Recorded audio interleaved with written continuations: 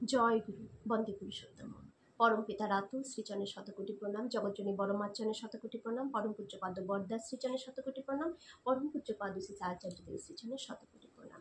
আপনাদের সবাইকে আমার আন্তরিক আনন্দিত জয় গুরু। সবার মঙ্গল প্রার্থনা করি, সবাই ভালো থাকুন, সুস্থ থাকুন। জয় গুরু।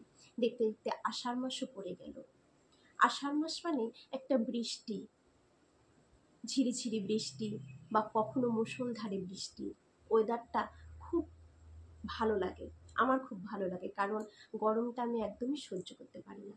তাই যখন এরকম ওয়েদারটা আমি পাই, যেমন আজকেও ওয়েদারটা ঠিক এমনই, এমন যদি ওয়েদারটা যখন আমি পেয়ে থাকি, আমার ভেতরে একটা আনন্দ আসে। যাই হোক, আষাঢ় মাসে 7 তারিখ থেকে, আষাঢ়ের 7 তারিখ থেকে অম্বুবাচী শুরু হয়। এই অম্বুবাচীটা কি? এই অম্বুবাচীতে কি কি করতে হয়, কি কি করতে হয় না, ঠাকুর কি বললেন এই অম্বুবাচী সম্পর্কে, আসুন আজকে সেটাই জেনে নিই। আলোচনা প্রসঙ্গে 7ম খণ্ড থেকে পাঠ করছি।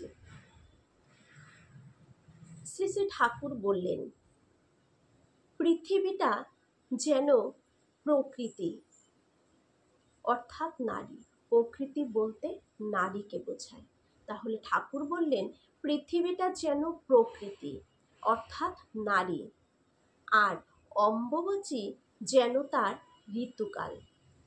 অম্বুবাচীটা বলছেন, অম্বুবাচীটা যেন তার ঋতুকাল। মেয়েদের প্রত্যেক মাসে একবার হয়, আর পৃথিবীর হয় বছরে একবার। মেয়েদের যে ঋতুকালটা প্রত্যেক মাসে মাসে হয়, ঠাকুর বললেন সেটা পৃথিবী মায়ের হয় বছরে একবার। মেয়েদের ওই সময় যেমন সাবধানে রাখে, তেমনি মাটিকেও, পৃথিবী বলতে ধরিত্রী মাতা বলতেই তো আমাদের মাটি, তার সেই মাটিকেও ওই সময় সাবধানে রাখে। অম্বুবাচীর পর মাটির উর্বরতা বেড়ে যায়, গাছ লতা পাতা যেন ভালো তেজালো হয়ে ওঠে। তাহলে ঠাকুর কি বললেন এই অম্বুবাচীর কথা, যে অম্বুবাচীটা কি এবং এই অম্বুবাচীর পরে কি হয়, এবং এই অম্বুবাচীর পরে গাছপালা কেমন হয়। ঠাকুর বললেন অম্বুবাচীর পর গাছপালাগুলো যেমন তেজালো হয়ে ওঠে, মানে এতটাই পুষ্টি পায় সেই অম্বুবাচীর পর। তাই ঠাকুর বললেন পৃথিবীটা একটা প্রকৃতি, প্রকৃতি হচ্ছে নারী। তাহলে পৃথিবীটা প্রকৃতি মানে পৃথিবীটা হচ্ছে একটা নারী, আর অম্বুবাচী যেন তার একটা ঋতুকাল। মেয়েদের প্রত্যেক মাসে যেমন হয়, ঠিক তেমন এই পৃথিবী মাতারও বছরে একবার হয়। এই সময় মেয়েদের যেমন খুব সাবধানে রাখা হয়। আমরা জানি মেয়েদের এই সময়টা ভারী জিনিস তোলা নামা করতে নেই। আগেকার শোনা গেছে এই সময় মেয়েদের রান্নাঘরে ঢুকতে দিত না। কেন দিত না? তার পেছনে একটা কারণ ছিল। আগে সবাই জয়েন্ট ফ্যামিলি, অনেক লোক থাকতো, তখন রান্না করতে গেলে এত বড় বড় যে হাঁড়ি, সে ভারী, সেইগুলো নামালে তাদের প্রবলেম হবে, কারণ সেই সময়টা খুব সাবধানে থাকতে হয়। তাই মায়েদেরকে এই সময়টা খুব সাবধানে রাখে, যাতে পরবর্তীতে কোনো প্রবলেম না হয়। ঠিক তেমনি পৃথিবী মাতাকেও এই সময়টায় খুব সাবধানে রাখতে হয়। তাই এই সময়টা আমরা মাটি খুঁড়ি না, কারণ মাটি তো মা, মাটির তো ধরিত্রী, তার সেই সময়টায় ঋতুকাল চলে। অম্বুবাচীর সময় সে সময়টায় কোনো গাছপালা লাগাতে নেই, সে সময়টায় মাটি খুঁড়তে নেই, সে সময়টায় জমিতে কিন্তু হাল দেওয়া হয় না, বন্ধ থাকে সে কটা দিন।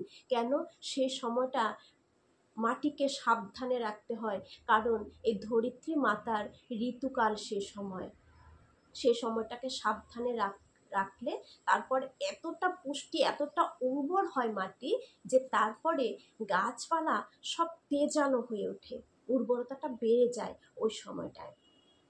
কেষ্টদা বললেন কৌটিল্যের অর্থশাস্ত্রে আছে জমির উর্বরতা 3 প্রকারে বাড়ে। প্রথমত রাজার চেষ্টায়, যেমন জলসেচ ব্যবস্থায়, দ্বিতীয়ত গ্রহের সঞ্চারে, তৃতীয়ত বৃষ্টিতে। আর এই অম্বুবাচীতে আমরা অনেকেই অনেক কিছু করে থাকি।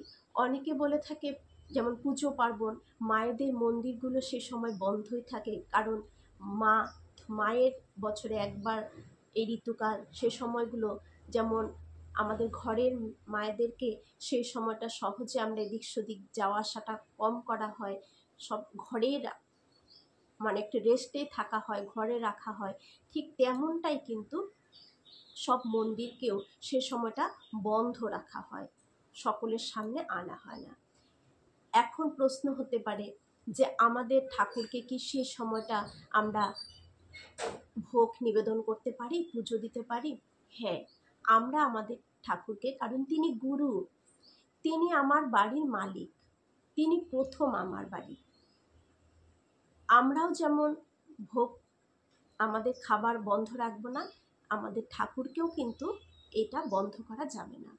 তাই ওই সময় আমরা পুজো করতে পারি, আমরা পুজো করব, ঠাকুরের ভোগ সব কিছু সঠিকভাবে হবে। অনেকে বলে ইষ্টভৃতি করা যাবে, এই সময়টা যে একটু অন্যরকম। ইষ্টভৃতি করতেই হবে, যত কিছুই হোক না কেন ইষ্টভৃতি কিন্তু বন্ধ করা যাবে না। এমন বিপদে পড়লেও, কিছু না থাকলেও ঠাকুর বলেছেন হাওয়া দিয়ে হলেও ইষ্টভৃতি করতে, তবুও ইষ্টকে কি দিতে হবে, দিয়ে দিনটাকে শুরু করতে হবে। তাই ইষ্টভৃতিটা কিন্তু কেউ বন্ধ করবেন না। আর অনেক জায়গায় অনেক কিছু খাওয়ার বারণ থাকে, অনেকে আছে, যেমন আমাদের এখানে আমরা বলে থাকি সে সময়টা নাকি লেবু খেতে নেই, আমরা অনেকে লেবু খাই না। তারপরে অনেকে বলে কচু খেতে নেই, অনেকে বলে কাঁঠালের বীজ খেতে নেই। এরকম নানান জায়গায় নানান রকম পালন করে। আর সব থেকে যেটা খেতে হয় সেই সময় আম খেতে হয় খুব। এই সময়টা অম্বুবাচীতে আম দুধ খেতে হয়। কেউ যদি রেগুলার না পারেন, অম্বুবাচী থাকাকালীন একদিন, যে কোনো একটা দিন আম আর দুধটা কিন্তু খেতেই হবে। এই আম দুধটা সবাই খাবেন। আমার অভিজ্ঞতা থেকে বলছি, আমি ছোটবেলা থেকে দেখে এসেছি আমাদের বাড়িতে আমার মা কী করতেন, সে আম দুধটা এই সময় সবার ঘরে আম কাঁঠাল থাকেই, কিন্তু সবার নিয়মটা যাতে রক্ষা হয়, ঠাকুরকে যখন পুজো দিতেন ওই আম দুধ দিয়ে পুজো দিতেন, তারপর একটা বাটিতে ওই আম দুধটাকে একসাথে মিশিয়ে ফেলতেন, মিশিয়ে চামচ দিয়ে দিয়ে সবার হাতে দিতেন, সবাই প্রণাম করে সেটা খেতেন, যাতে আম দুধের খাওয়ার যে নিয়মটা সেটা হয়ে যায়। সেটা সবাই খাবেন, খেতে পারেন।